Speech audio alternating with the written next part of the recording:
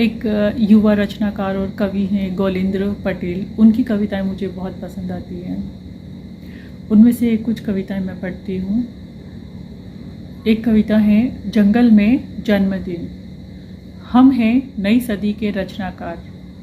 हमारा जन्मदिन ज़मीन पर नहीं, आसमान में, करियाती गंधाती नदी में, जल रहे जंगल में, हमारे कद से छोटे पहाड़ पर मनाया जाए, ताकि हम प्रकृति प्रिय पाठकों की पुतलियों में रहें, भले ही असल जिंदगी में रहें या ना रहें। रचना में रहना है रहनुमा की तरह उदार। अगली कविता है रंगोत्सव। परिंदे गा रहे हैं फाग, कितने कीमती हैं स्पर्श, सुख, रूप, रस, रव, राग। पेड़ों पतझड़ में उदास मत होना, पेड़ों पतझड़ में उदास मत होना। जो गंध हवा की सवारी कर रही है, उसने जीवन की कथा कही। फूल मुरझाते हैं, रंग नहीं।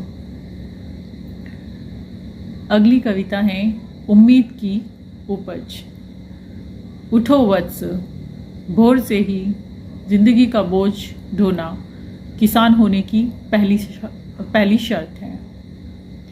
धान उगा, प्राण उगा, मुस्कान उगी, पहचान उगी, और उग रही हैं उम्मीद की किरण सुबह सुबह हमारे छोटे हो रहे खेत से। उनकी अगली कविता है थ्रेशर।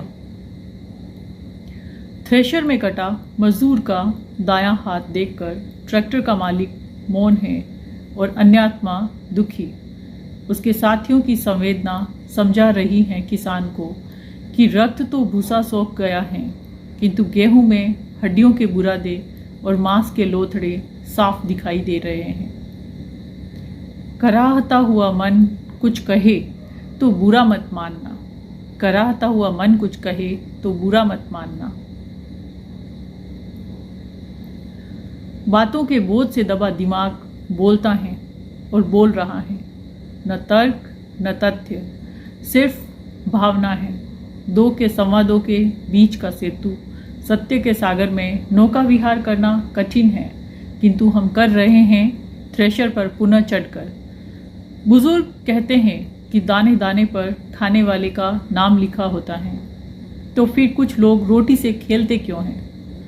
बुजुर्ग कहते हैं कि दाने दाने पर खाने वाले का नाम लिखा होता है, तो कुछ लोग रोटी से खेलते क्यों हैं?